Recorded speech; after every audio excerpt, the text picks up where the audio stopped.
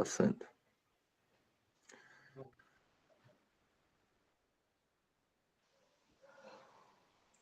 É isso aí. Pode começar, Gabi, se quiser. Então, o primeiro capítulo desse livro, né, do Manual do Solo Vivo, ele se inicia com os segredos do solo tropical, né?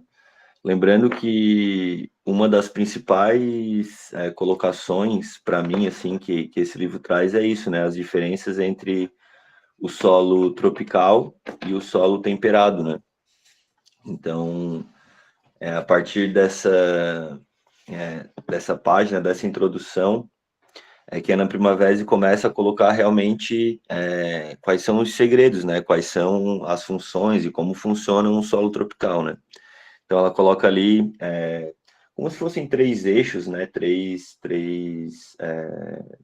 segredos ou três funções, três formas de funcionamento do solo tropical, né? Então, primeiro ela coloca ali a rápida ciclagem da matéria orgânica e sua inter-relação com a enorme quantidade de microvida. 20 milhões de fungos e bactérias por centímetro cúbico de terra. E se eu não me engano, naquela tabelinha, ela coloca lá, no solo temperado, 2 milhões por grama. E aqui a gente está falando em 20 milhões, né? Então, assim, são 10 vezes a quantidade do que tem em solos temperados, né? Uma quantidade muito maior. Posso continuar? Ela coloca ali abaixo, então, depois dessa parte que eu grifei, esse sistema permitiu o desenvolvimento da floresta mais frondosa do mundo, a amazônica, sobre solos extremamente pobres quimicamente, né? Para quem não sabe dessa informação, né? O solo amazônico é um solo arenoso, né? Bem friável no sentido que o Alan Savory traz, né? Bem quebradiço, bem fácil de se perder materiais, mas acreditamos, pelo menos é uma coisa que eu acredito, que foi a partir realmente das funções de utilização de biologia, de minerais, né? Se criou a terra preta de índio, né, na Amazônia, que é uma terra com até na verdade, muito mais de 2 metros de profundidade de terra preta mesmo, né? De solo extremamente produtivo, né? Então, a segunda colocação ali que ela expressou ali, né, a enorme biodiversidade nos ecossistemas naturais na Amazônia. Raramente existem mais que 3 árvores da mesma espécie por hectare de terra.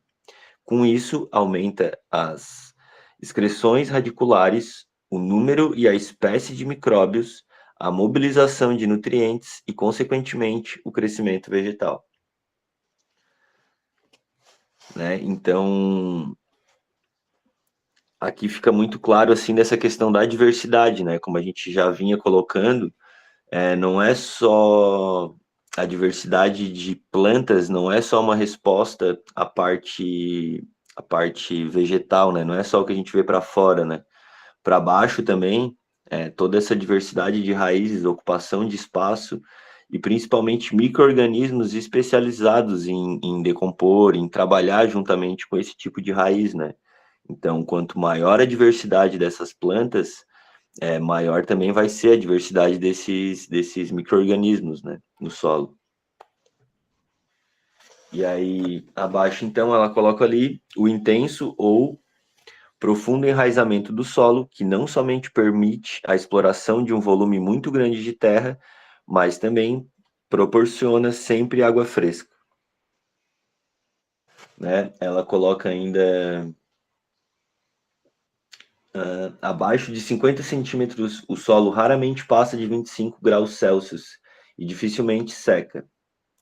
Né? Então, além dessa matéria, né, que fica toda acima do solo, também a água se percola e permanece mesmo, principalmente nesses solos mais profundos e com essa função, essa quantidade de matéria orgânica, né? E de todas essas espécies de plantas e, consequentemente, de raízes. Eu estava caminhando esses dias atrás aqui, eu estou morando em Santa Maria da Imperatriz, né? Em Santa Catarina. E aqui tem, tipo, faz parte da cidade Caldas da Imperatriz, onde tem as águas termais e 2 hotéis. Um desses hotéis tem um biólogo, que agora ele já aposentou dos trabalhos dele, e aí entrou um outro lugar, mas eu estava conversando com esse que se aposentou, ele fez diversas pesquisas junto da universidade ali no hotel. Aí nessa caminhada que eu estava fazendo com ele, eu estava trocando algumas informações e a gente falando sobre micro-organismos, né? E a microbiota do solo.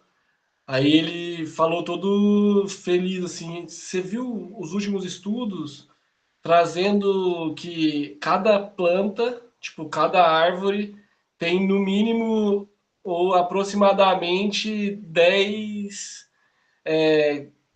fungos diferentes.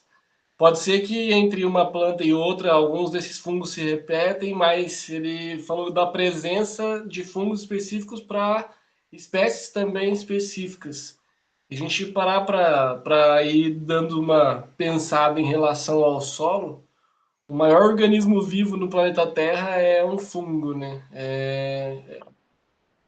Então, isso traz para nós uma riqueza abundante, chegando até ao ponto do que está trazendo alguns estudos de que o nosso estômago, quer dizer, o nosso intestino, é um segundo cérebro, né? Tudo relacionado a essas ligações também, consequentemente com a pegada bacteriana ou dessa microbiota que a gente tem dentro de nós. Pode falar, Gustavo. Tem um livro, um estudo, que quando eles fizeram o genoma humano, né, aí descobriram, aí fizeram esse livro lá, um lugar lá, somos 10% humanos, que 90% do nosso DNA são outros micro-organismos, né?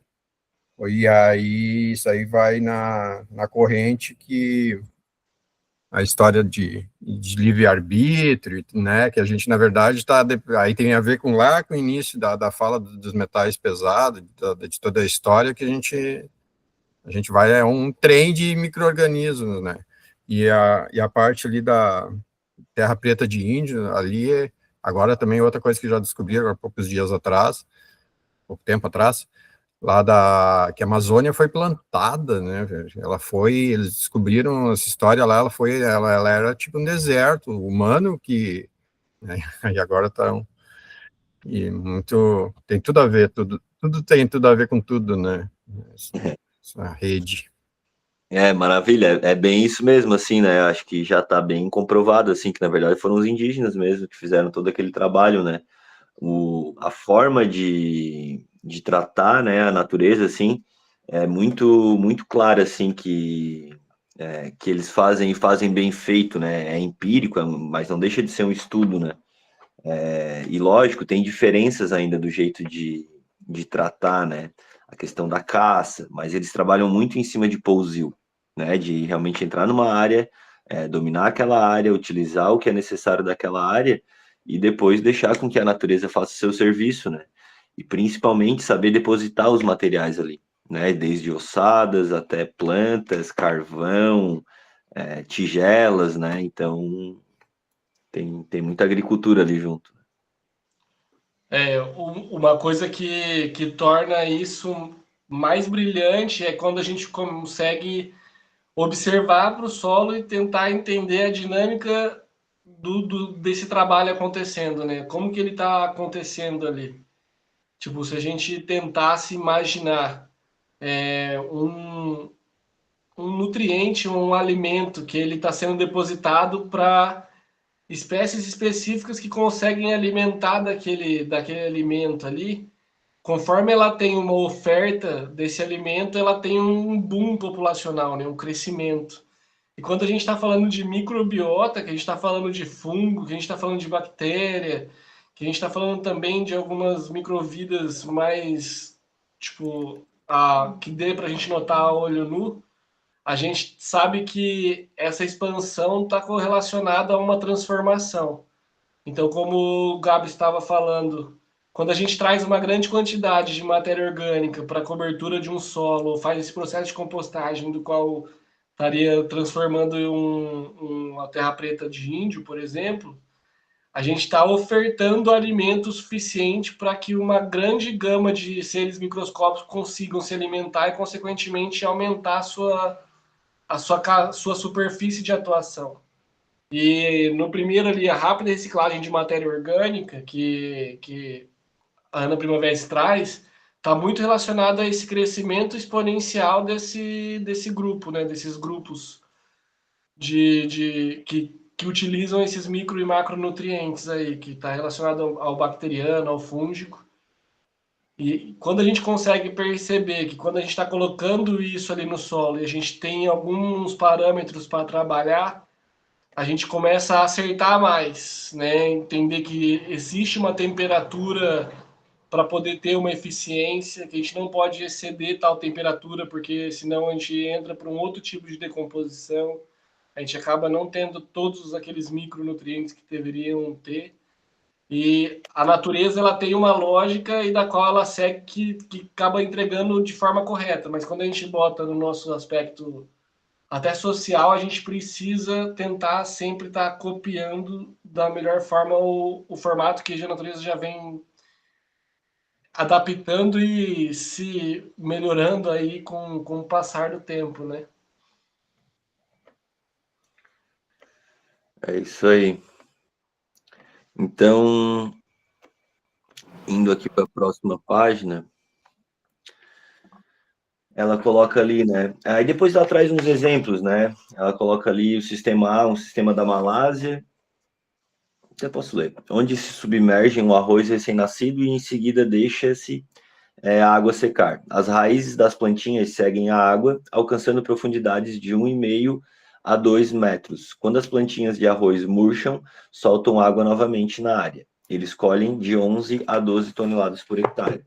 Né? Então, o arroz, quando faz aquela parte de tirar a água dos canteiros, né? As radículas, né? As raízes acabam procurando por essa água. Né?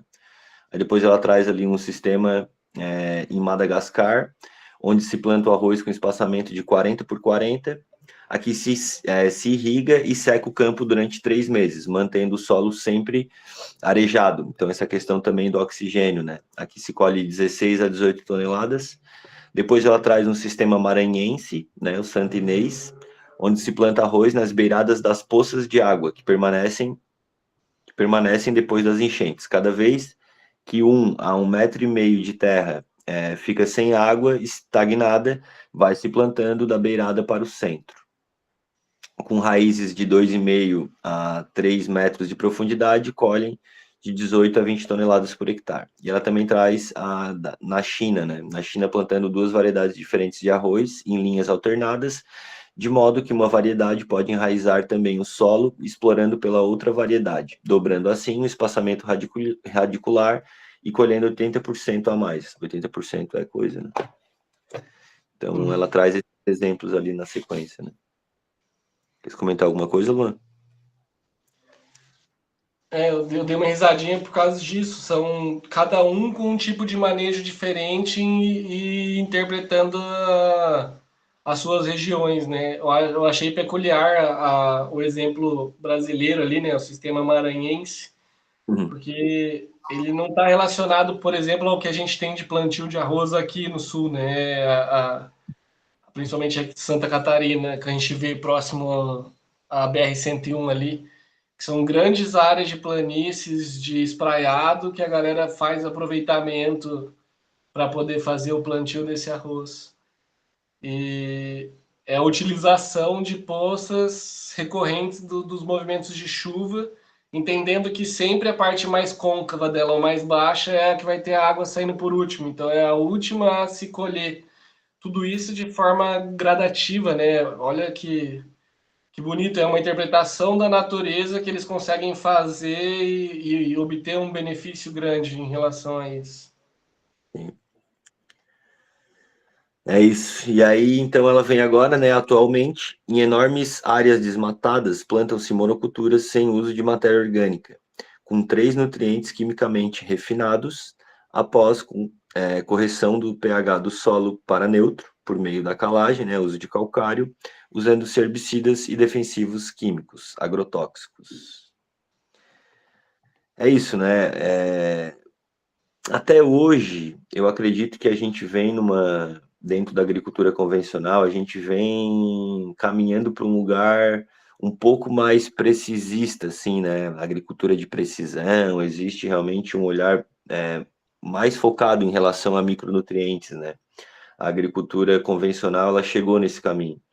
Mas ainda assim, e assim, de tudo que a gente tem estudado até o momento, fica muito claro que se tem que usar fungicida, se tem que usar inseticida, se tem que usar herbicida, é porque, assim, nutricionalmente, essas monoculturas não estão perfeitas, né? Não estão bem feitas, estão com problemas e, consequentemente, né, a fala dela, né? Se estão com problema, provavelmente a gente também, na nossa alimentação, a gente também vai estar deficitado e vamos apresentar doenças também, né? E aí ela segue ali, né? A planta necessita de 46 nutrientes e recebe somente 3. Quanto mais desequilibrados os nutrientes estiverem, tanto mais aminoácidos livres e açúcares redutores circulam na seiva das plantas, tanto mais pragas e doenças aumentam anualmente, atacam as plantas. Como decorrência, temos que alimentos de baixo valor biológico e poluídos pelos agrotóxicos e metais pesados aumentam as doenças nos seres humanos. Então, mais ou menos o que eu falei, né?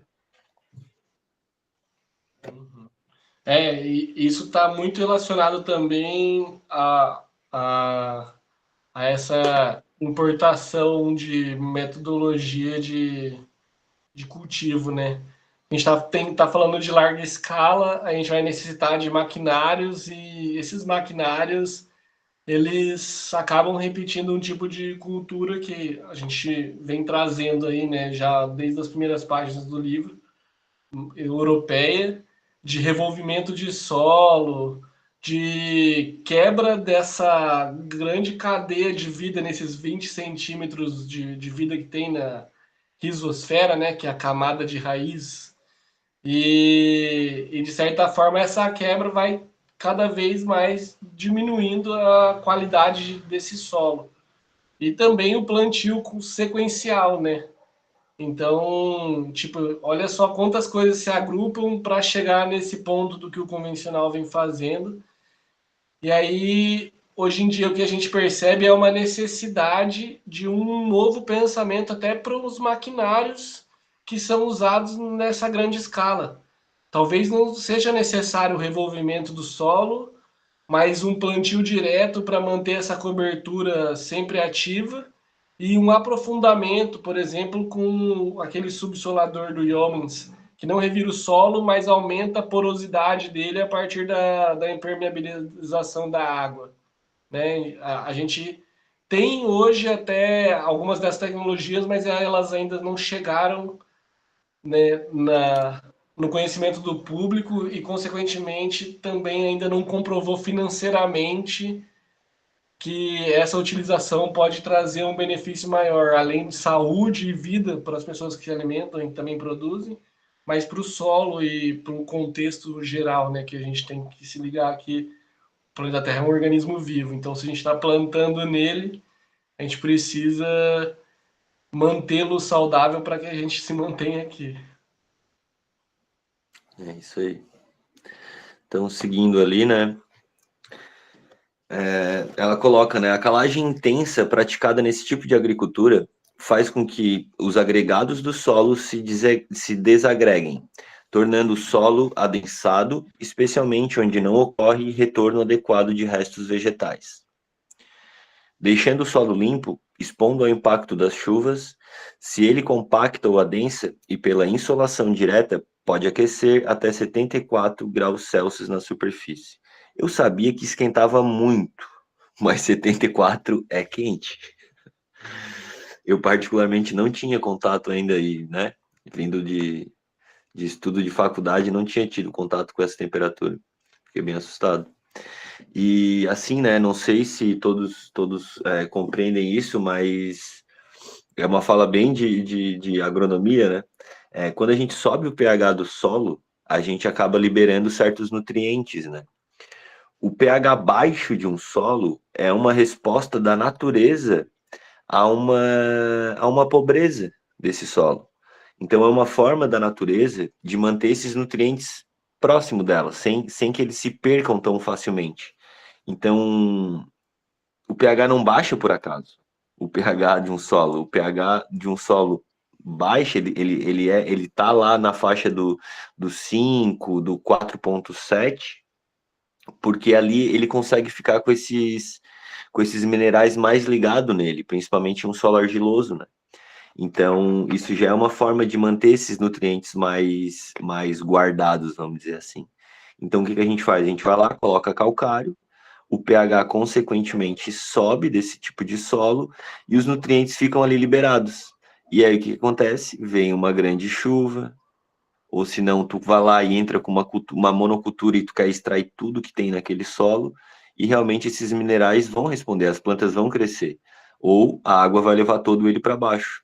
Mas de qualquer forma, essas intempéries ou esse cultivo excessivo, né, uma monocultura muito intensiva, ela vai acabar usando esses minerais, né, ou se perdendo esses minerais. E tem uma especificidade aí também, né? Quando a gente está falando de monocultura ou uma cultura com baixa biodiversidade, a gente está falando de uma seletividade desses minerais que ela está conseguindo armazenar ainda quando o solo é ácido, e quando ele libera, ela ainda tem uma perda considerável, que num segundo ciclo, pode ser que a outra planta que estaria entrando ali não vai conseguir absorver nada daquilo que sobrou no solo, porque não tinha uma correlação.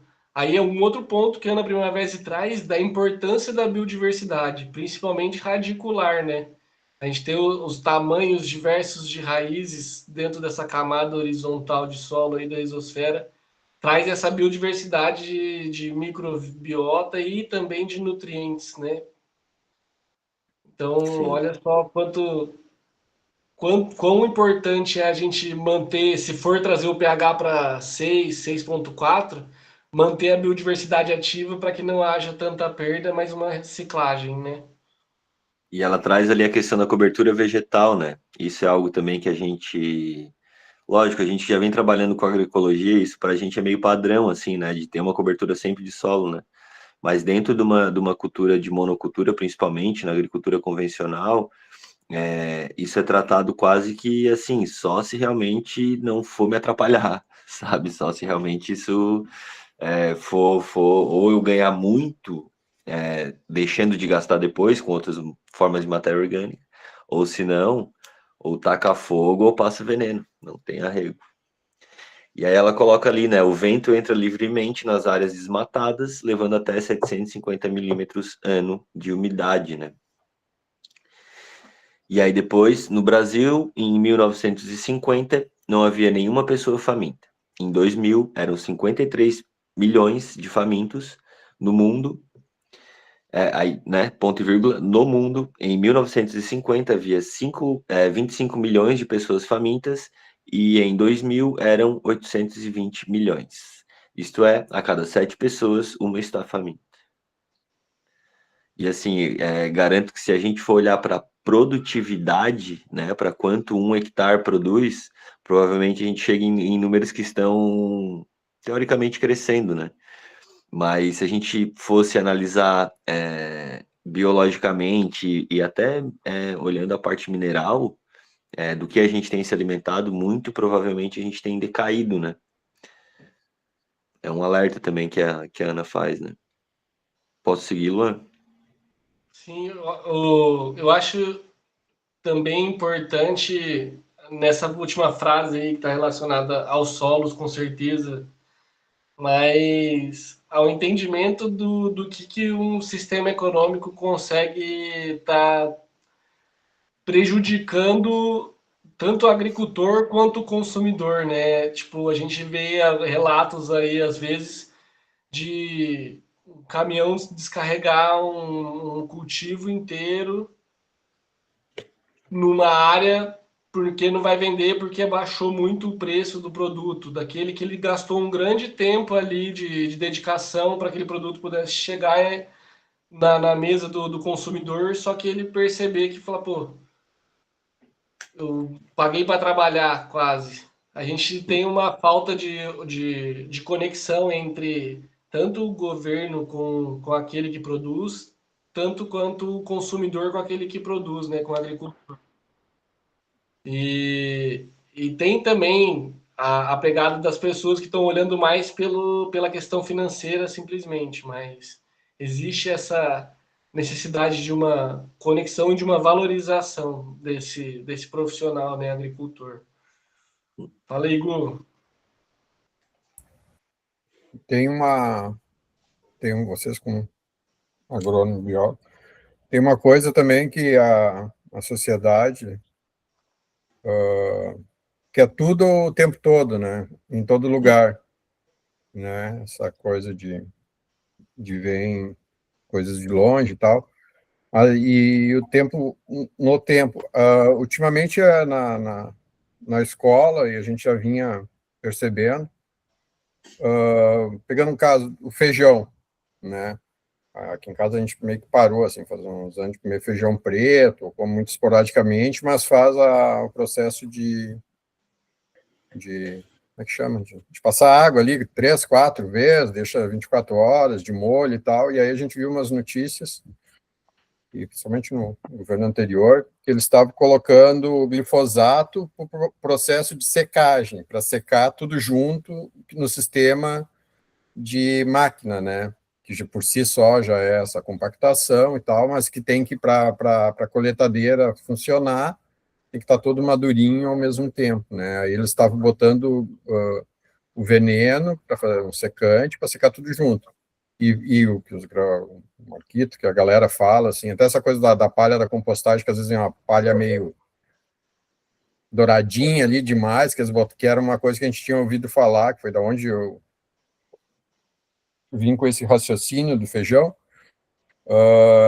que para secar, para te transportar os alimentos ali, né, lá do Nordeste, abacaxi, vem, aí pega a palha, até esse dia a gente foi no Ceasa pegar, mas elas não estavam daquele mesmo jeito, eles botavam esse secante. Mas voltando ao feijão, aí chega nas escolas, feijão preto, segunda-feira, não faz o molho, e aí um jeito que não aconteceu ainda, mas a gente está numa briga de fazer um relatório, né, de ver quantas crianças passam mal, em qual dia, que tem dor de barriga, dor de cabeça, né, se é fato isso, que tem essa relação.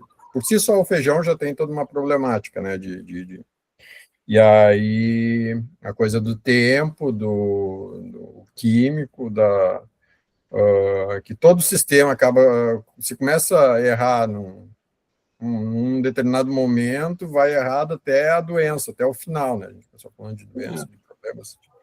E eu acho que tinha mais uma outra, mas depois eu me lembro. Outra relação a ver com isso, com essa coisa do tempo errado. O próprio trigo, a cevada, esses cereais também, eles passam por esse mesmo processo, né? O arroz também, né? Porque precisa dessa padronização, né? E aí tá totalmente envolvido no que o Luan falou, né? Maquinário. Imagina, tu entrar numa cultura, ou melhor, numa propriedade, né? Onde tá lá com 100 hectares, não vai estar padronizado. O arroz que foi plantado num dia não vai ser plantado, sabe, 100 hectares no mesmo dia. Vai ser dividido em talhões, vai ser dividido em dias diferentes. E muitas vezes a colheita ela é muito mais rápida do que o plantio, né? O plantio, o preparo. Então, assim, a consequência é isso, tu querer acelerar e padronizar tudo. E outra coisa também eu penso, né, Gustavo? Eu acho que a questão da sazonalidade. Isso a gente não entende, né? Que, assim, um tomate não é feito para comer o ano inteiro. Uma maçã não dá de comer o ano inteiro. O abacaxi não dá de comer o ano inteiro. Ele produz numa certa época, né? Então a gente vai depender de combustível fóssil ou realmente de agrotóxico, armazenamento, enfim, né? É o trigo que eu queria falar. Eu também, a gente alterei que, era gás direto. Tá, vou experimentar parar com pão, né? Que é uma coisa que a gente nunca nem cogitava, né? E dele tá pô, melhorou, passou as dores de cabeça, que nem a história do feijão, né? Exatamente, né? E a galera aí na rua tomando remédio, dor de cabeça e gases, o glifosato, a colheita, Muito Dá-lhe fácil de remédio. achar a causa, né? É isso. Seguimos. Seguimos. Então, a página 26, ela está em branco e vamos para a página 27. E aí ela traz um outro título, né? Agroecologia / agricultura natural. Então, aqui nessa parte, só dar uma lembrada, ela traz também alguns padrões, né? Do que tem sido feito dentro da agricultura agroecológica, orgânica, né? Então, ela coloca assim, né? Somente trocando os fatores químicos por orgânico, certamente é um processo orgânico, mas ainda não é agroecológico, né? Não sei se... Para mim, a definição de agroecologia, ela não é muito direta e reta, assim, né? Mas eu entendo a agroecologia como algo mais holístico, né? Do holos, do todo, né? Onde tu não tá olhando só para produção, né? Só para troca de insumos, né? Ou deixar de usar o agrotóxico, o adubo químico, mas sim um olhar para a água, olhar para o relevo, né? Inclusive a escala de permanência encaixa muito bem aqui, né? Onde tu olha para o todo, né? Para o social das pessoas que estão inseridas naquele território, né? Aquele território também como um todo. Então, a agroecologia, eu acho que é esse plus, né? Esse algo a mais, né? Eu trabalho com agricultor orgânico que trabalha monocultura, sem cobertura de solo, com 3 irrigação por dia, produção de hortaliça, assim, é meio assustador, principalmente no verão, assim, no verão eles diminuem, ficam com 1/3, 1/4 do que eles produzem durante o ano, né, pela questão do calor mesmo, principalmente por ser próximo à praia, e é isso, e é orgânico, entendeu? É só uma troca, ali não é agroecológico de forma alguma, né? Provavelmente o que ele produz perto da casa pode ser, mas realmente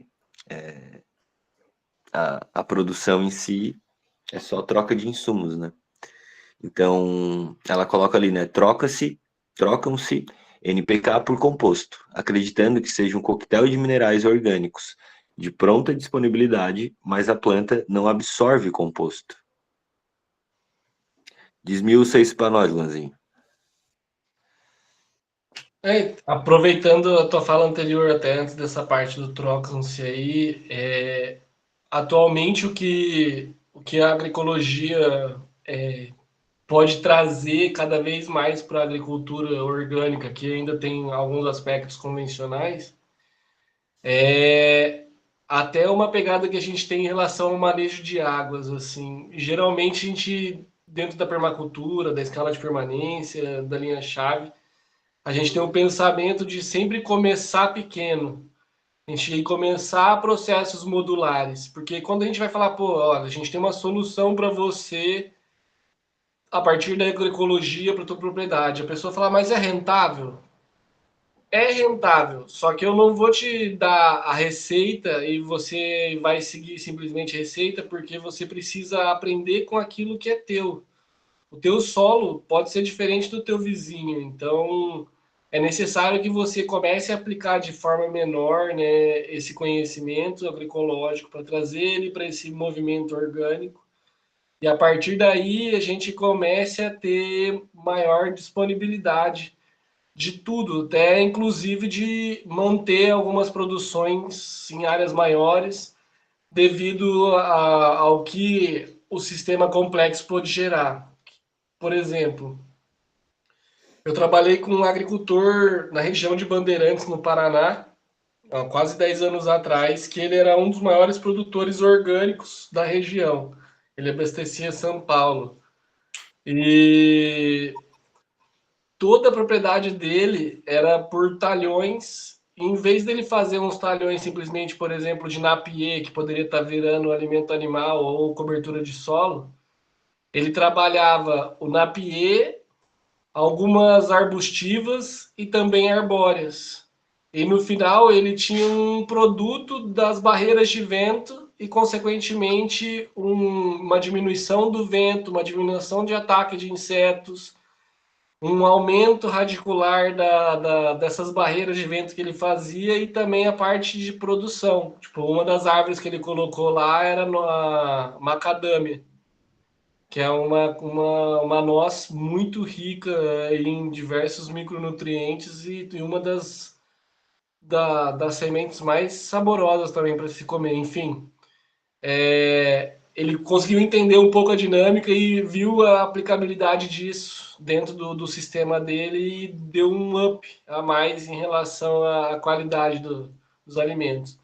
E essa frase aí que se troca o NPK, né, por composto, está relacionado ainda a uma pré-quebra desses nutrientes que estão complexos naquilo que foi levado para o composto, no caso, né? Então a gente jogou ali um pedaço de osso, jogou um pedaço de carne ou um vegetal que seja.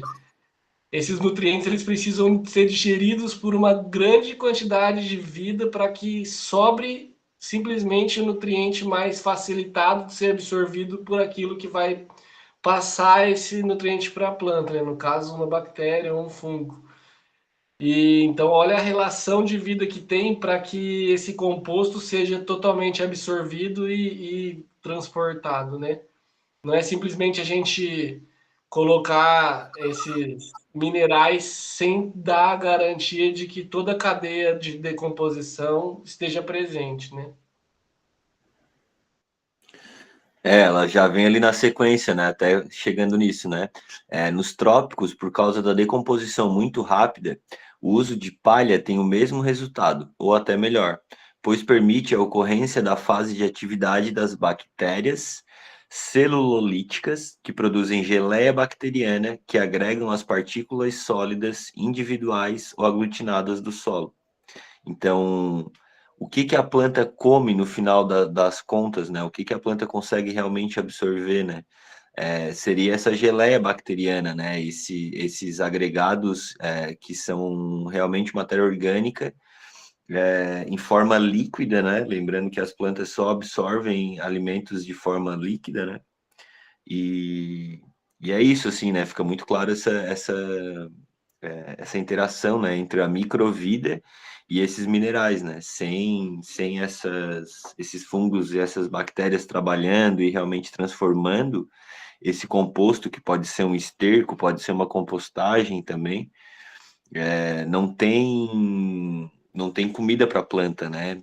A não ser, né, que se utilize realmente o NPK, que daí eles são solúveis, né?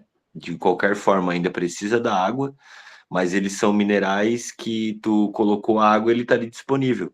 Só que qual é o problema? É a salinização, principalmente, né?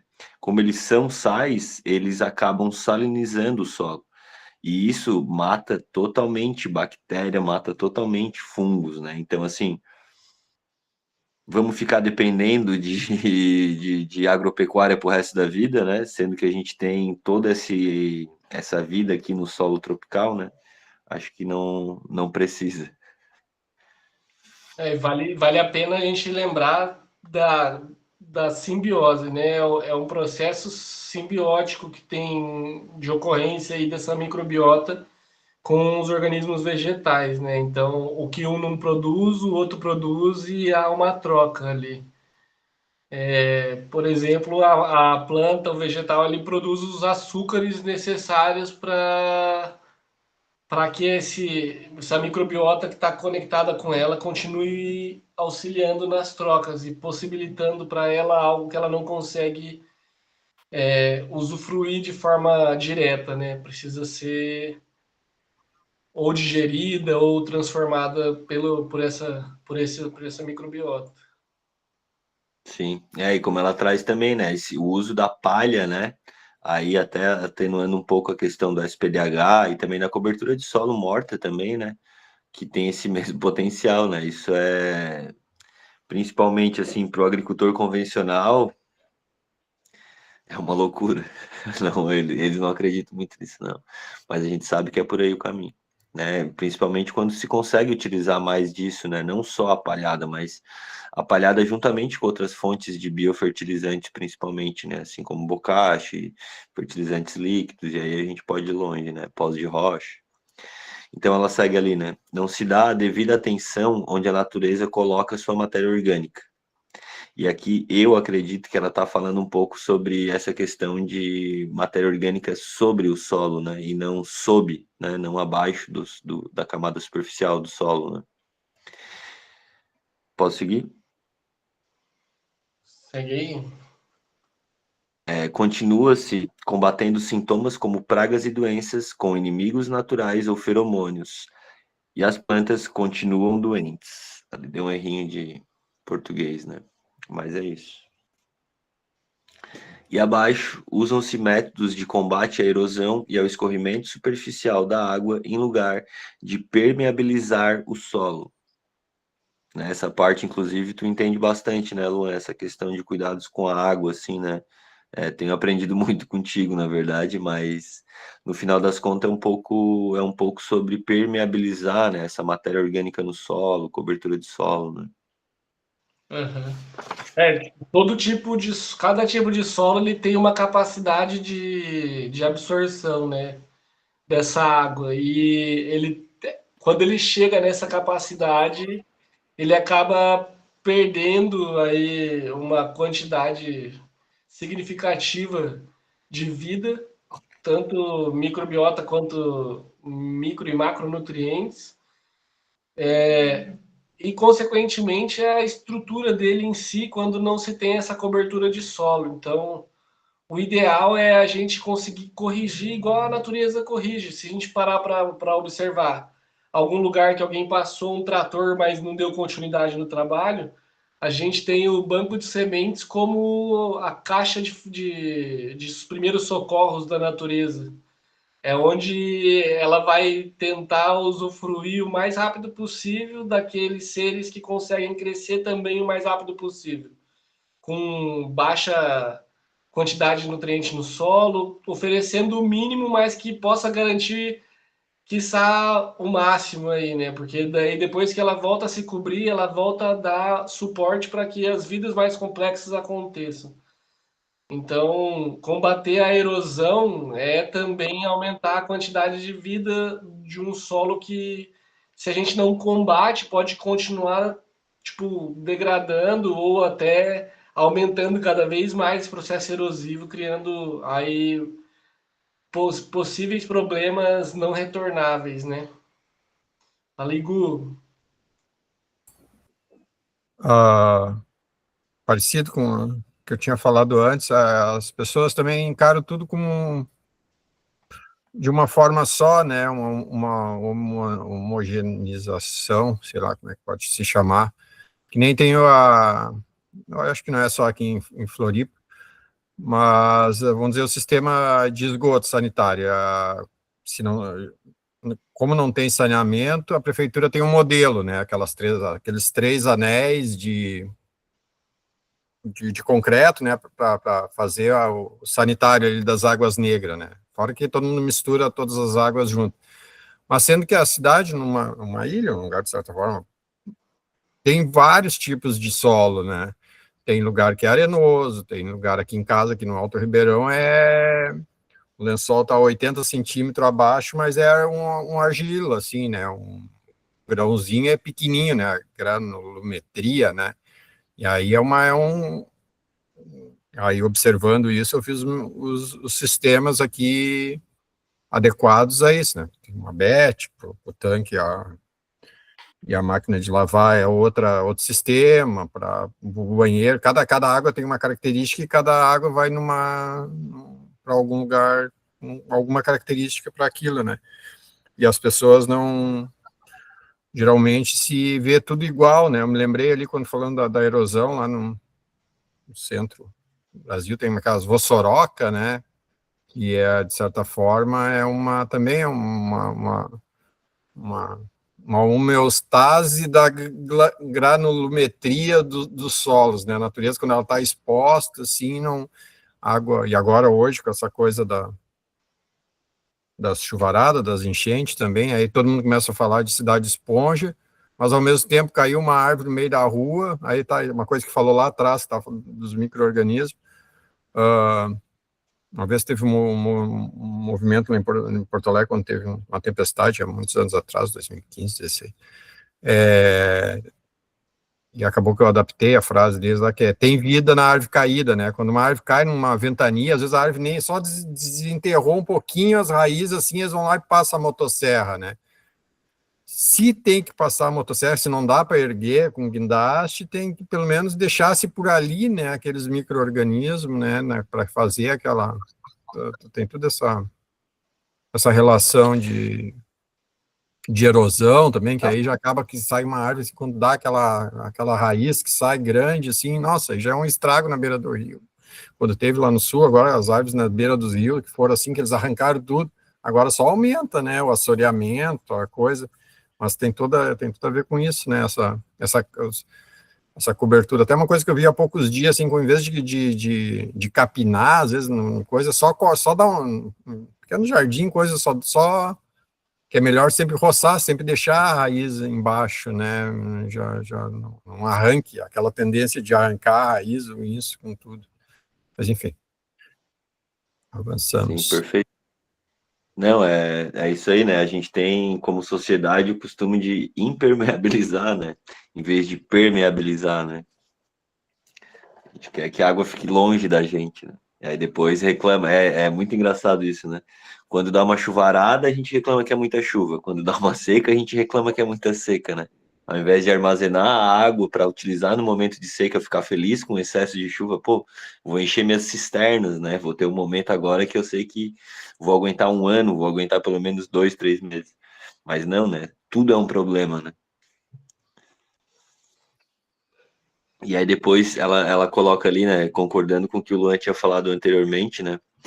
Continua se trabalhando com o solo muito descaído, e por muitas vezes morto biologicamente, ao invés de recuperá-lo, né? Então, a gente prefere ficar lá passando trator em cima de trator, tirando a planta, jogando herbicida, jogando depois agrotóxico para conseguir produzir, e chega no final, olha para aquilo tudo e fala, não, agora eu vou passar de novo agrotóxico, vou passar de novo o trator, vou preparar tudo de novo, gastar de novo, ao invés de entender realmente como recuperar esse solo, né, para que não fique tão dependente de insumos químicos e bengalas externas, né. Então depois ela coloca ali, continua-se com enfoque fatorial em lugar de usar o holístico sistêmico, né, tentando olhar esse todo que o solo que a vida pede, né, para que realmente aconteça. Produz-se alimentos com um valor biológico muito baixo, com muitas substâncias parcialmente ou meio formadas, por exemplo, aminoácidos, onde deveriam ter proteínas. Essa parte eu lembro, Luan, até que tu tinha comentado da outra vez, e que isso também acarreta em ataque de pragas e doenças, correto? É sobre isso que tu tinha comentado na outra aula? Eu acho que essa é uma das problemáticas em relação ao ataque de formiga cortadeira, principalmente nas plantas. É a identificação da proteína não formada, né? Porque a proteína ela é formada por uma cadeia de aminoácidos. Sim. Só que quando essa proteína não está totalmente formada na planta, ela ela alerta, né, a partir de um sinal químico para essas formigas, para que elas possam ir lá e predar essa planta. Então, é tipo quase que um trabalho de jardinagem mesmo, porque quando a formiga ataca a planta, ela ativa hormônios ali que faz a planta falar, pô, tô precisando disso, disso e disso. É onde ela tenta exaurir ainda mais o solo para conseguir aquilo que estava faltando, e enquanto isso a formiga está tirando o que ela necessita também para se alimentar. E vai havendo um ciclo, né, ali. Então, tipo, a formiga se alimenta dos aminoácidos de uma proteína não formada e a planta manda informação para o solo dizendo que precisa de alguns micronutrientes que possam aumentar a produção dessas proteínas, que no caso seria o molibdênio, né, que a Ana Primavera diz. Então, quando a gente consegue trazer, por exemplo, o molibdênio, que está totalmente relacionado ao ciclo de Krebs, que é um ciclo que a gente pode conversar mais para frente nos ciclos ali, esse molibdênio ele auxilia na produção dessa proteína a partir da junção do aminoácido e transforma aí a planta não mais palatável para a formiga. Então é sempre uma informação que a natureza está nos dando, né? Conforme ela está sendo predada, tem algum porquê e vale a pena a gente buscar. Buscar principalmente a literatura da Ana Primavera, que já passou 70 anos observando isso e facilitando tanto para nós, mas é importante a observação, né? Maravilha. Essa aí eu aprendi contigo. Não, então ela segue ali, né? Não se consegue manter a saúde vegetal nem a saúde humana, embora os alimentos possuem resíduos menos tóxicos. Lembrando que ela está trazendo aqui a questão da produção orgânica. E ela coloca ali ainda, né? Na agricultura natural, apregoada por Mokichi Okada, ecológica, se corretamente feita, os produtos são superiores aos da agricultura convencional, tanto em tamanho, sabor, odor e cor, sendo de melhor conservação. Ainda ganha um tempinho de prateleira maior, né? Além de ser Aham. mais saboroso e nutritivo. Eu acho que o pulo do gato, vamos dizer assim, da agricultura natural é, a não continuação do revolvimento do solo, né, só inicial, e também a evolução sequencial dos próprios cultivos, né? Ele sempre trabalhou ali, depois do primeiro envolvimento, com plantio a lanço. Então, olha a quantidade de energia que ele conseguiu recuperar, de não ter que ficar abrindo buraquinho, colocando sementinha por sementinha. Ele tentou trazer mais a consequência natural. Imagina, uma árvore de frutíferas, ela não produz um único fruto. Ela produz milhares de frutos que podem estar gerando outros milhares de indivíduos. Então ele pegou essa quantidade exorbitante de semente e também uma biodiversidade de semente. Quando ele for plantar os primeiros cultivos, ele trouxe as gramíneas, ele não trouxe uma só. Ele trouxe uma variedade dessas gramíneas, de acordo com o solo e aqueles nutrientes que já tinham ali naquele solo, eles foram selecionando. Pô, essa semente aqui vai se dar melhor porque ela precisa disso, disso e disso, e aqui cresceu uma mancha de tal, ali do lado uma outra mancha. E com isso ele fez esse sistema radicular ainda mais eficiente, né? Voltando só um pouquinho nos textos, não precisa voltar a imagem aí, mas lembrando ali, ó, da parte do produção de arroz, na letra D lá falava assim, na China, só de botar duas espécies de arroz dobrava e chegava a aumentar 80% de colheita. Imagina olhar para o Mokichi Okada e entender o que ele fazia com pelo menos 5, 10, 15 de variedades daquilo que ele ia estar se beneficiando, né? E aí ele entrava depois para uma produção mais arbustiva, mais arbórea de primeira, de pioneiras e entrando na sequência, né? Mas Acho que essa é a parte muito bonita assim da agricultura natural que ele pregou.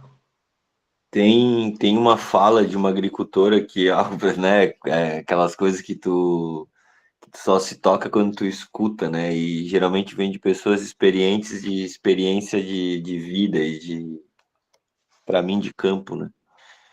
Ela sempre fala, né, que na verdade a natureza não coloca semente embaixo da terra. Eu fiquei me perguntando, tá, como assim? Não é? Qual é a planta que coloca flor e vai lá e enterra a semente? Nenhuma, né? Tanto uma fruta, uma laranja, uma maçã, um grão, todas as sementes ficam sobre o solo. E naturalmente ela sim, ela vai enfiar a raiz para baixo e a folha para cima, ela sabe o caminho.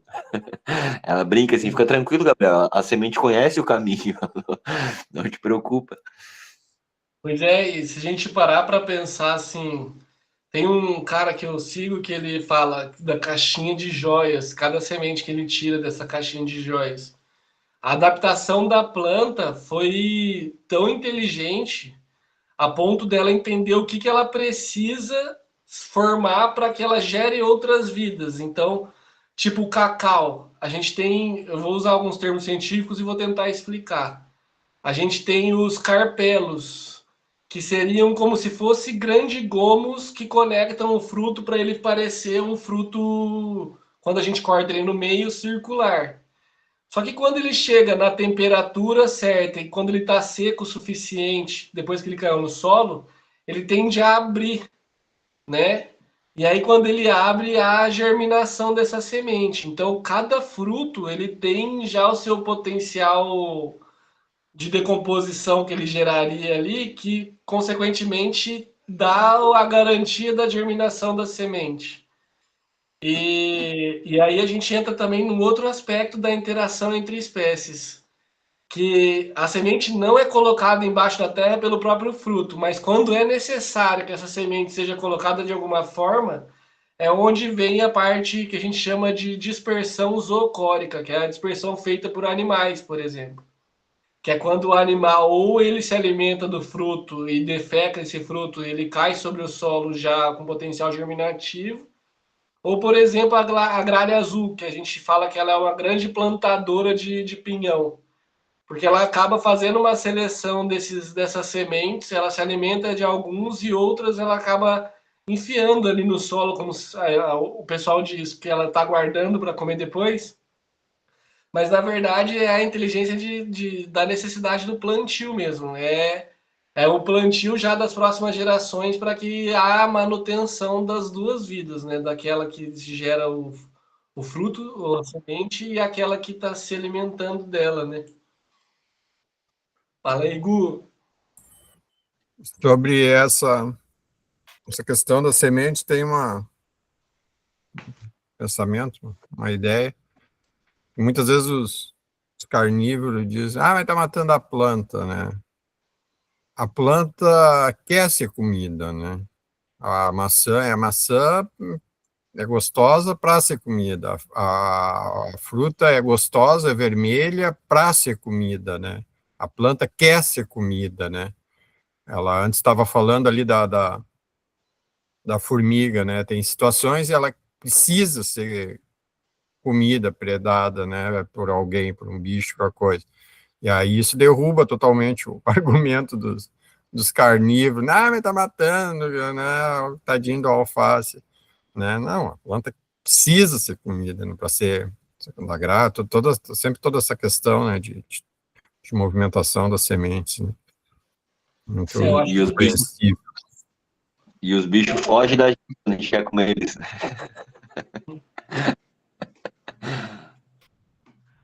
acho que um ponto importante também de salientar ali, né, nessa fala, por exemplo, da formiga atacando uma planta ou de quando alguns insetos atacam.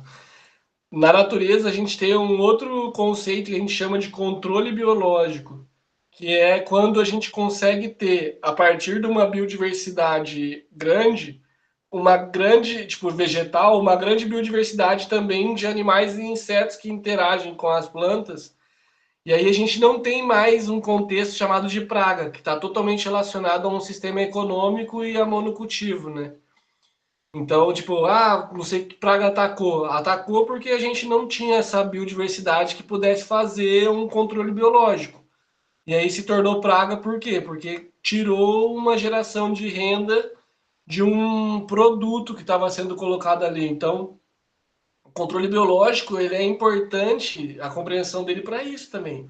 Para que a gente entenda que a biodiversidade, além de melhorar tudo isso que a gente já falou, de águas, infiltração do solo, quantidade de micronutriente, macronutriente, aumento de microbiota, é também a questão de ganho otimizado a médio e longo prazo em relação ao alimento que está sendo produzido. Tipo, uma coisa que a gente não faz é olhar o alimento com uma tabela de valor nutricional do que é plantado, né? A gente tem todos os alimentos ali que são industrializados com tabelinha de valor nutricional, tudo que tem dentro deles, mas acho que um passo importante para que a gente comprove isso também é que esses alimentos são plantados como berinjela, tomate, abobrinha, qualquer um que entra na nossa alimentação tenha uma comprovação de valor nutricional. Isso garante para o agricultor ainda mais um a mais, né, dentro da sua venda ali. É uma necessidade que nós humanos precisamos cobrar e, consequentemente, também oferecer, né? E se conseguisse avaliar por lote, né?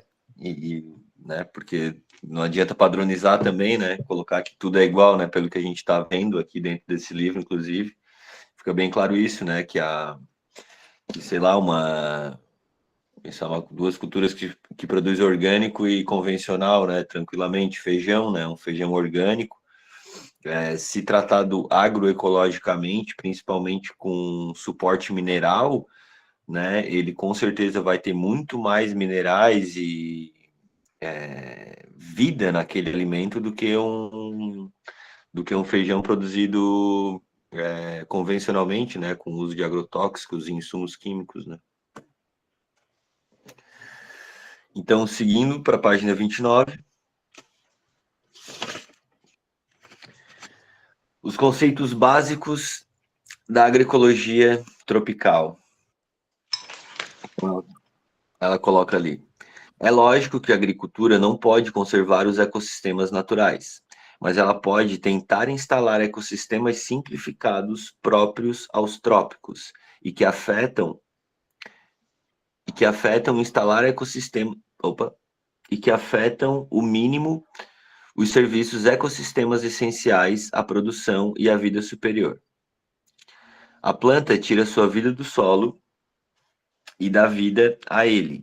Por isso, Ernest Goethe afirma: não é a qualidade química do solo que decide a produção, mas a diversidade, a densidade e a diversidade dos indivíduos da comunidade florestal ou frutífera. Quando plantado no fluxo de sucessão, ou seja, quando árvores de uma sucessão mais adiantada, como as plantas pioneiras, puxam os de uma sucessão mais atrasada, num processo sintrópico.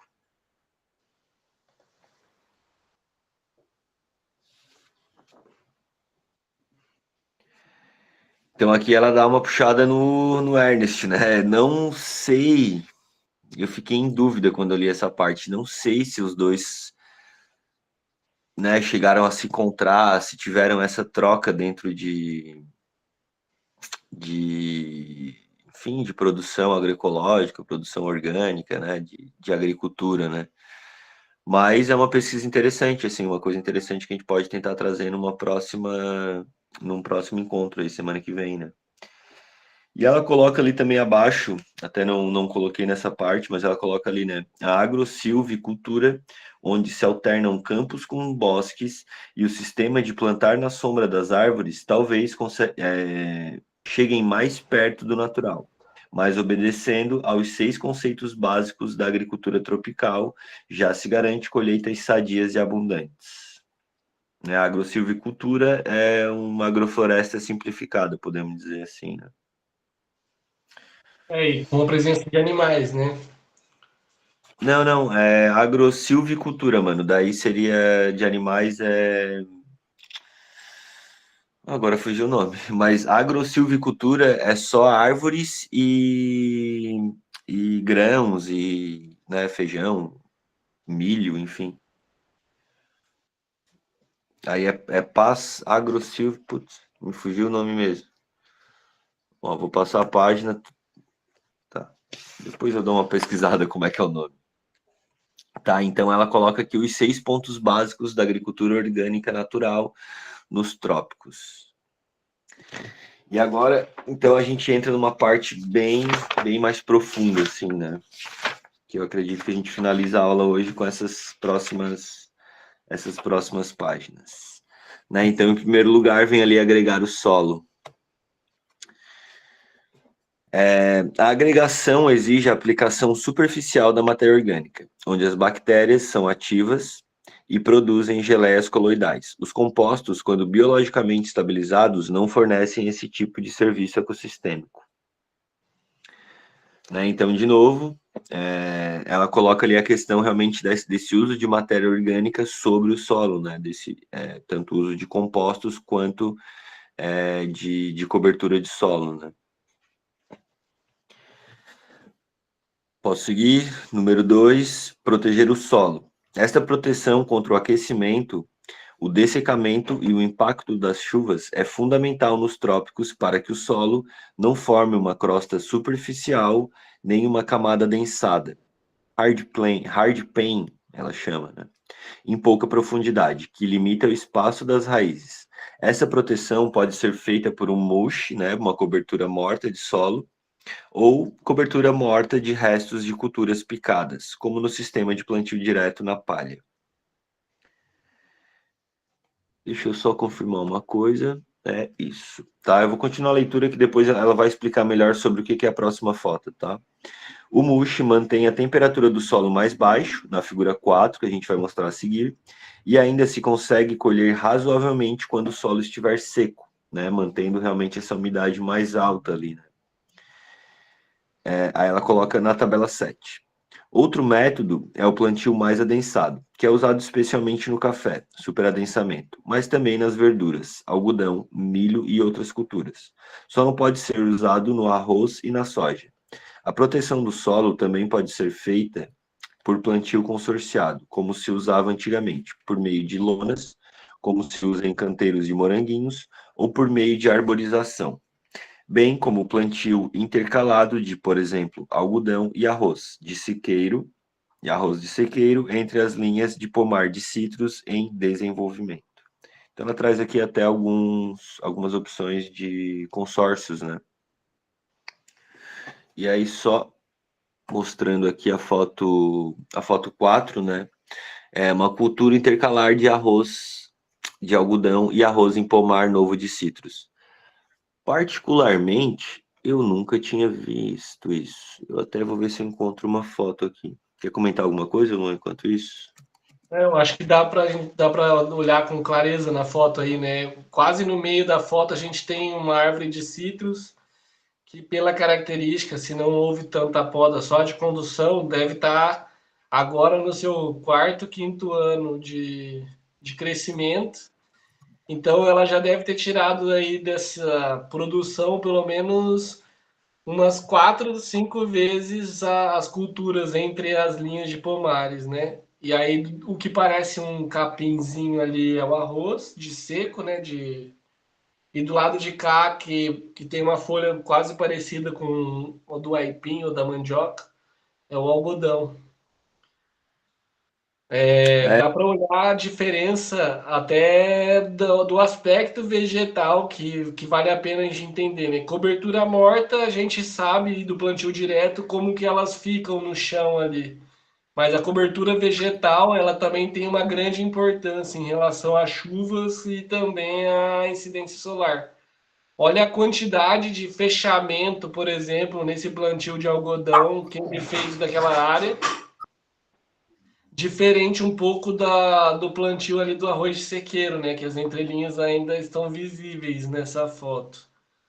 E imagina se a gente consegue colocar, além disso, conseguisse fazer esse sistema de plantio em cima do plantio direto, né? O quão benéfico não estaria sendo para esse solo, para os sim. sistemas radiculares e as absorções que a gente vem falando, né? Que ainda tem solo exposto, a gente consegue observar, né? Então aqui a figura 4, que ela comenta ali anteriormente, né? Variação de temperatura e amplitude térmica em 15 centímetros de profundidade em solo nu, né? Barra descoberto. E coberto com mulch sombreado sob condições tropicais, novembro de 1997. Apresenta o comportamento da radiação de ondas longas caloríferas do solo. Mostra que é possível administrar temperaturas extremas.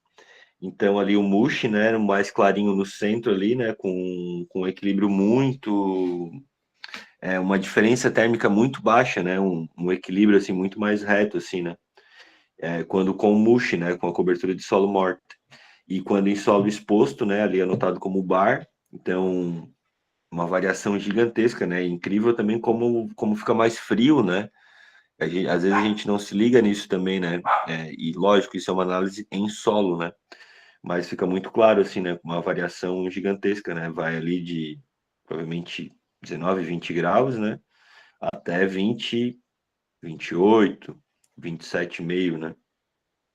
Então, isso para micro-organismo, isso para a própria planta, né? Imagina a perda de água que isso não tem, né? Não causa, né? No desenvolvimento de uma planta, né? Ou até mesmo a necessidade de uma irrigação muito mais acentuada do que em local com mulch, né? Ou com plantio direto. Isso daí também dá uma ressalva do exemplo que você trouxe da necessidade de irrigação 3 vezes no dia, né? Às vezes de alguns produtores. Olha só ali, ó, a partir das 9h30 que começa a aumentar a temperatura desse solo, né? Que é quando o sol consegue pegar a maior área, assim, ele não está pegando tanta vegetação mais alta. E olha, o pico dele tá lá perto das 6 horas da tarde, então não existe tipo um pico meio-dia.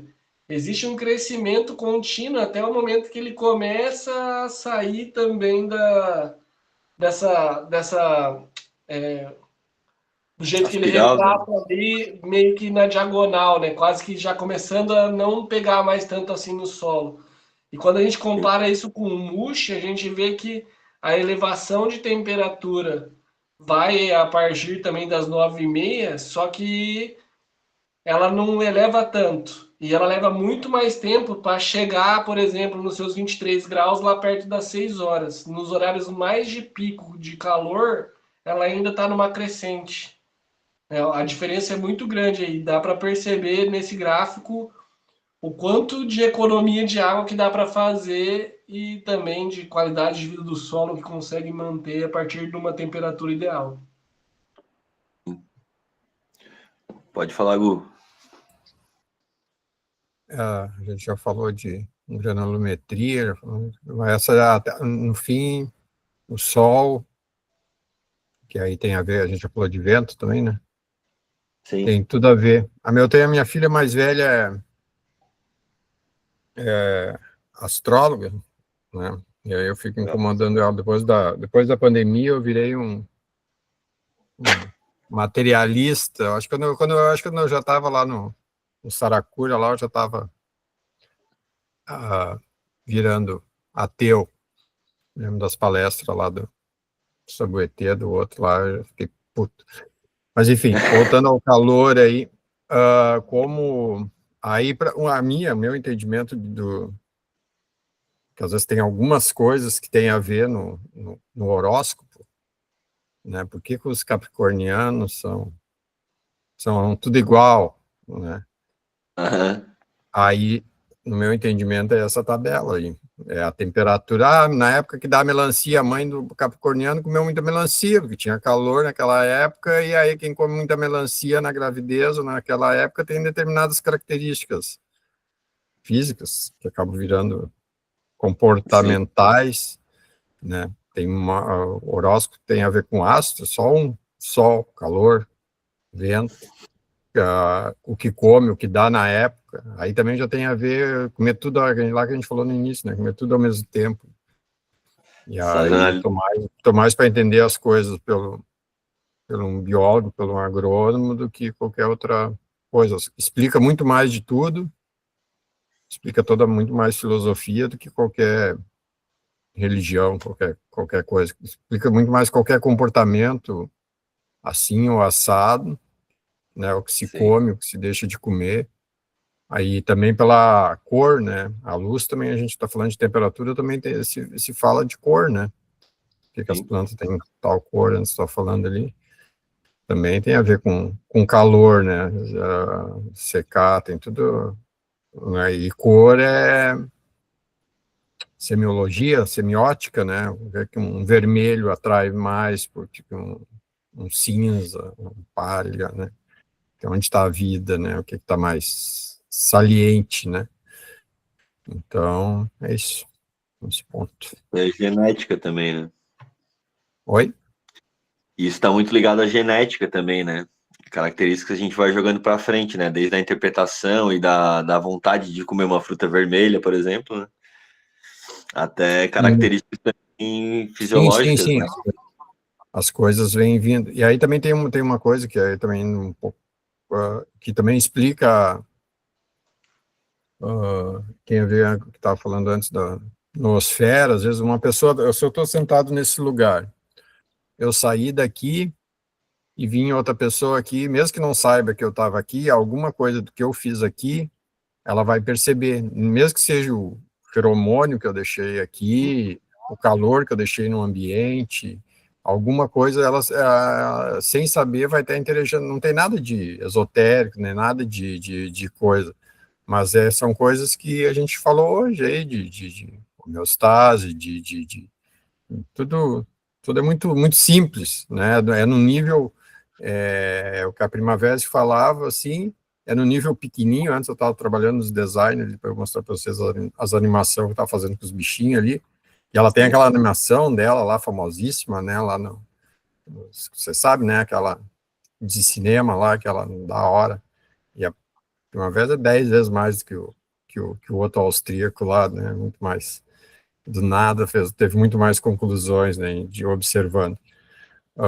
Essa coisa do pequeno, né, que às vezes se fala, que a gente tem os tatos, os sentidos, e aí às vezes as pessoas pulam, vai lá para um esotérico, mas esquecem outros, né, agora tem uma bióloga fala, estereopercepção, né, que é outros sentidos que as pessoas não descobriram, né, que é como o corpo se comporta no ambiente, e outra, não lembro, estéreo, não lembro, mas são dois sentidos que a gente não fala tanto, e que tem muito mais a ver com a primavera, muito mais a ver com a agricultura, com as plantas, de que as pessoas pular lá para um esotérico, uma coisa, e não passou por essa fase que é um micro biológico, um microferomônio, um microquímico ali, uma coisa muito sutil, e que existe, né? Primeiro vamos entender isso aí depois quiser falar de energia, existe energia, daqui a pouco a gente vai alguma parte, isso aqui é energia, a gente está falando de temperatura é energia, né? Esquenta, esfria, faz o vento andar, faz tudo, essa energia, e beleza, mas outras que não, assim, vai demorar para... Eu acho muito interessante como essas coisas vão sendo explicadas, né? Imagina, explicar a microbiologia. Eu também venho do mundo cervejeiro, né? E lá na Grécia, não, no Egito, né? Antigo já se produzia cerveja. Mas eles não sabiam que eram os micro-organismos, né? Que eram fungos que produziam o álcool dos grãos, né? E mesmo assim, né, eles falavam que era uma bebida dos deuses. Por quê? Porque deixava ali o grão esquentar, né, e ele fermentava com micro-organismos que estão no ar, no jarro, ou no próprio grão, e aquilo virava álcool, né? Então, como que isso pode, né? Quem que tá fazendo isso, né? Se eu só larguei ali num canto. E aí as coisas vão sendo explicadas, né? Um dia a gente ainda descobre aonde Deus está, como é que é, né? Só aproveitando para brincar um pouco, Gustavo, não fica bravo. Então, seguindo aqui a tabela. Dá uma voltada lá. Opa, pra volto. Gente, mais uma, isso. Ah, tá. Só porque tem mais uma tabela, mano. Segue a mesma sequência ali, tá? Efeito de diferentes tensões de água no solo, com e sem cobertura morta na produção de alho. Né? Então, ela traz a questão da tensão de água, né? Da atmosfera. Isso eu particularmente não entendi muito bem. E aí a questão de produção, né? De quilos por hectare. Tu conseguiu interpretar melhor essa planilha? Tensão de água, atmosfera, isso para mim ficou um pouco mais complexo, assim. Ela coloca ali embaixo. Eu acho que a tensão atmosférica está relacionada à profundidade de solo, né? 0,5, tu diz 50 centímetros? 5 centímetros? 1 centímetro? 2? Está relacionado, Pode ser. E aí, sem cobertura, quanto mais acima, maior a quantidade de quilos por hectare, né? Da tensão de água no solo ali. Essa para mim ficou um pouco mais complicada. Mas seguimos. Volta então, ali. Só pelo que eu entendi, para mim também ali é muito rápido, mas pelo que eu entendi ali, Se o solo ele está mais poroso, mas ele alivia o peso, e aí isso permite que, tendo a cobertura, que possa ter mais umidade, porque alivia o peso, tipo fosse uma esponja, não é isso? Que ali a pressão, a atmosfera, a pressão, por ter cobertura, e aí a água consegue circular mais ali, não é isso? Então ali tem uma observação, ó, embaixo de onde está a fonte, e ela coloca ali, ó, 15 atmosferas é igual a um ponto de murcha permanente, que a planta vai estar sempre murcha ali, né? Quando ela tem muita pressão e a cobertura morta acaba reduzindo a temperatura nesse solo.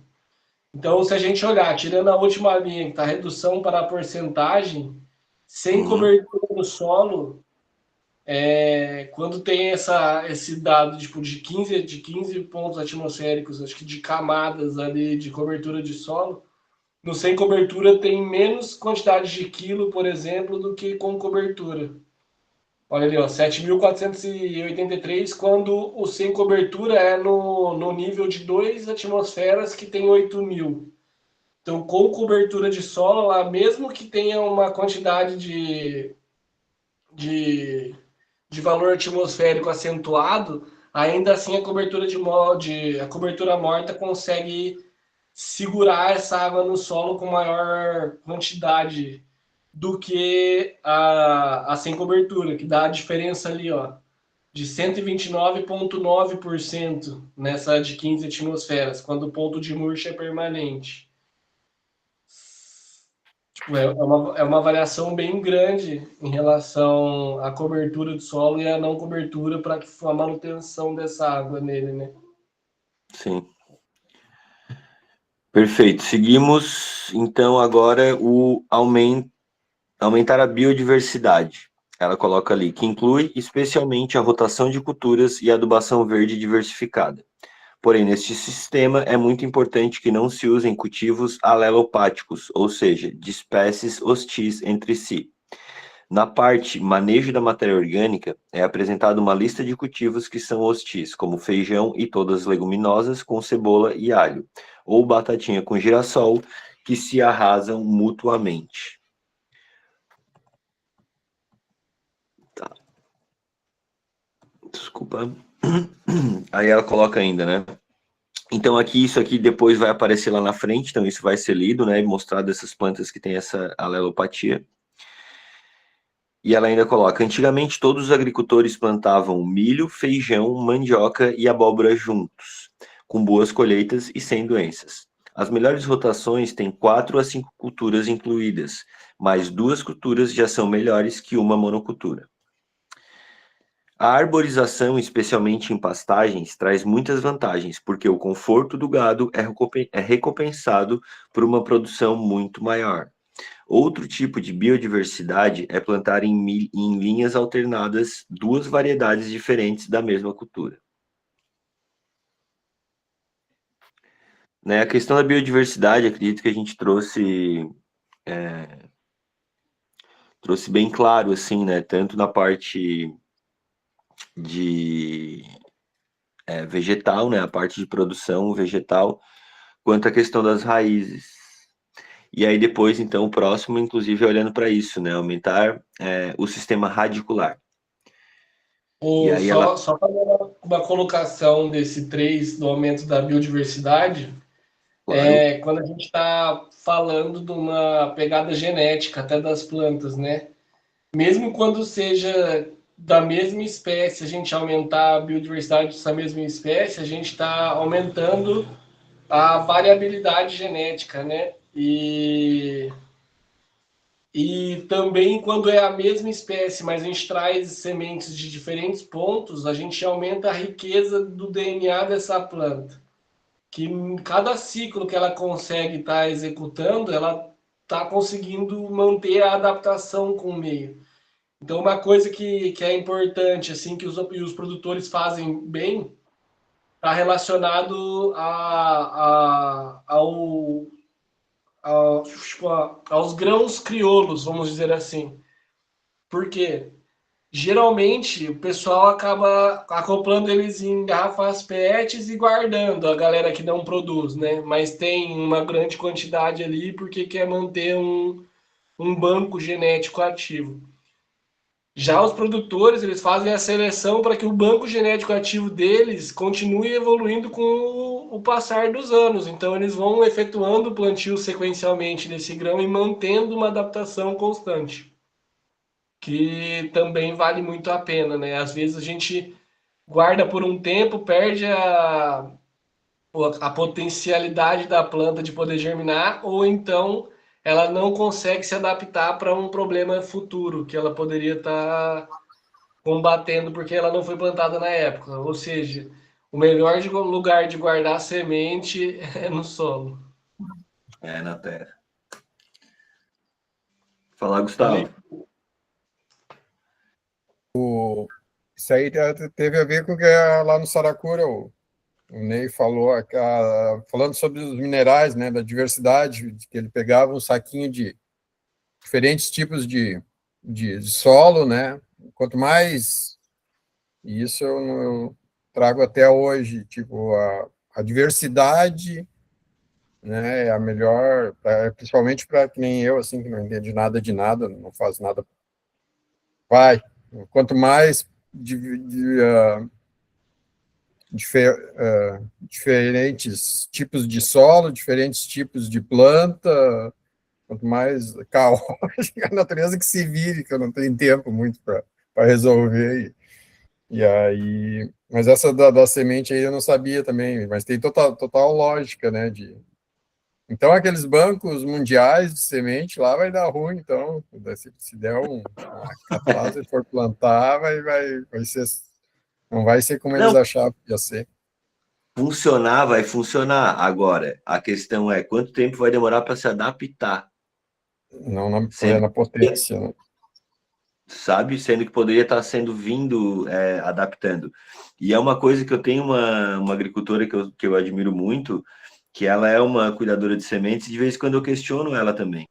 E ela fala a mesma coisa, assim, é super importante guardar, é super importante ter essas sementes armazenadas, mas a fala é a mesma, muito mais importante ela estar no solo, muito mais importante é estar evoluindo essas sementes, se adaptando aos novos climas, às novas tempestades, às novas coisas que a gente está passando.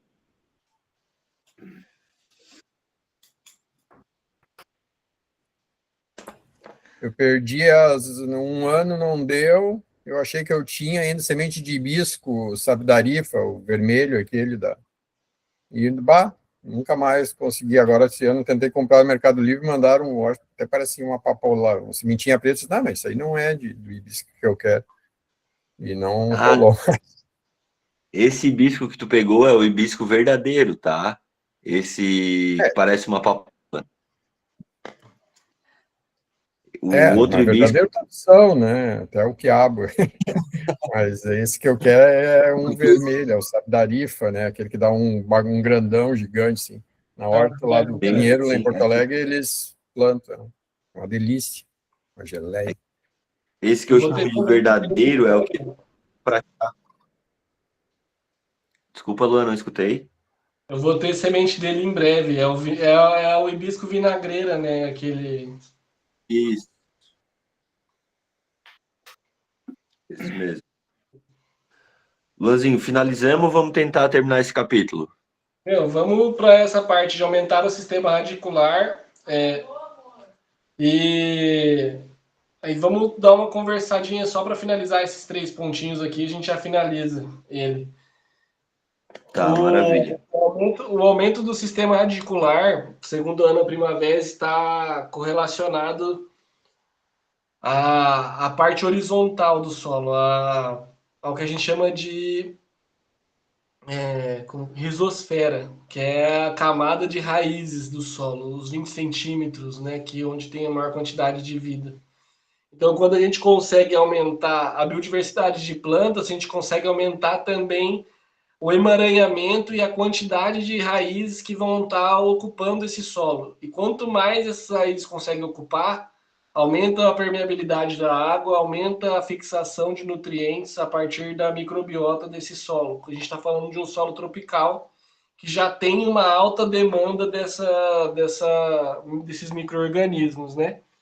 Então, aumentar o sistema radicular está totalmente relacionado ao aumento da biodiversidade, ao proteger o solo e, consequentemente, vai acabar no processo físico-químico criando um solo agregado, né?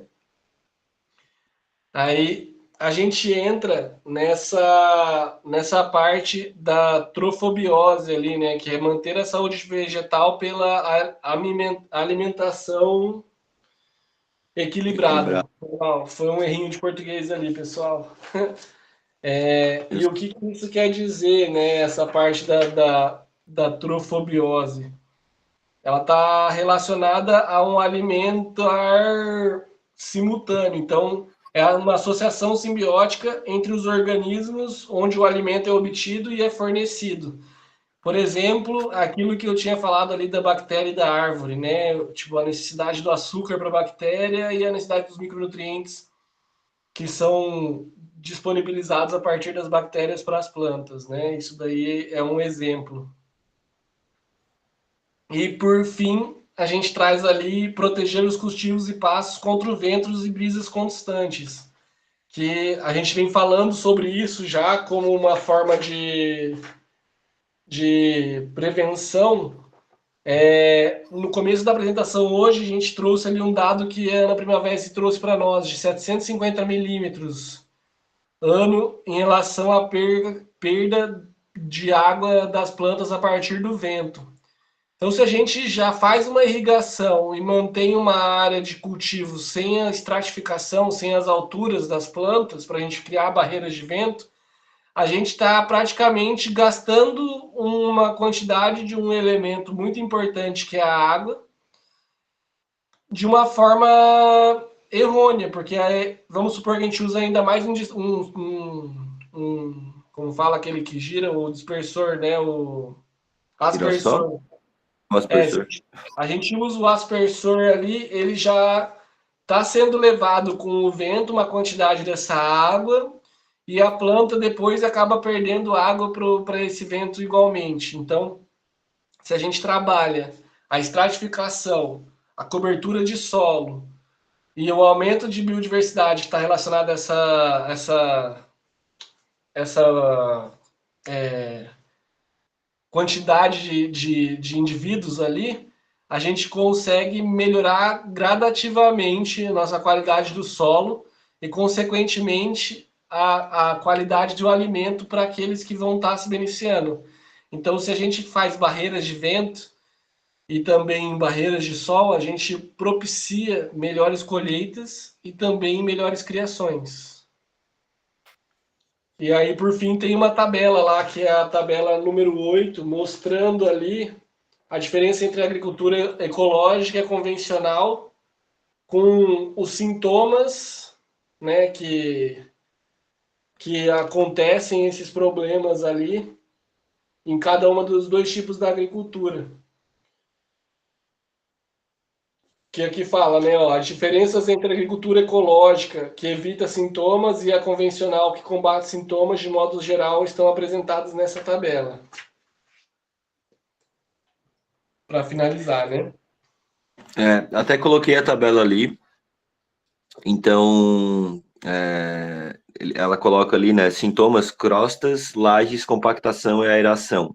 Aí dentro da agricultura agroecológica, né, a aração, né, utilização de arados mínima ou utilização de plantio direto, e na agricultura convencional, trabalho profundo com arado ou enxada rotativa. E aí subsolador, enfim, vai longe, né? Um outro sintoma, aquece e compacta. Então, dentro da agricultura agroecológica, lembrando, a gente não está falando de agricultura simplesmente orgânica, né, e sim agroecológica, é um solo protegido, e dentro da agricultura convencional, um solo limpo. Outro sintoma, aquece e compacta, usam irrigação. Na agroecologia, plantio adensado, mulch e consorciação. Na convencional, solo exposto ao sol e chuva. Pragas e doenças, na agroecologia, biodiversidade, rotação, adubação verde. Na agricultura convencional, monocultura. Destruição dos agregados e macroporos, vida do solo fraca. Na agroecologia, retorno da matéria orgânica. Convencional, queima da matéria orgânica. Plantas mal nutridas, deficientes e doentes. Na agroecologia, compostos da matéria orgânica, macro e micronutrientes. E na convencional, NPK e calagem. Solos secos, irrigação. Na agroecologia, reflorestamento, quebra-ventos e desmatamento na convencional. Compactação, erosão, abandono dos solos. Na agroecologia, uso criterioso de máquinas, né? Cultivo mínimo, né? E no convencional, uso indiscriminado de máquinas pesadas. E assim finalizamos nossa aula com uma boa diferenciação do que realmente é a agroecologia em comparação à agricultura convencional, né?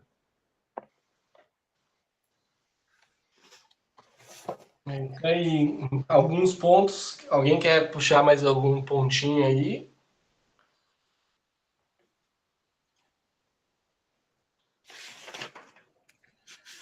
O nosso Então é próximo. isso. Eu vou finalizar aqui a gravação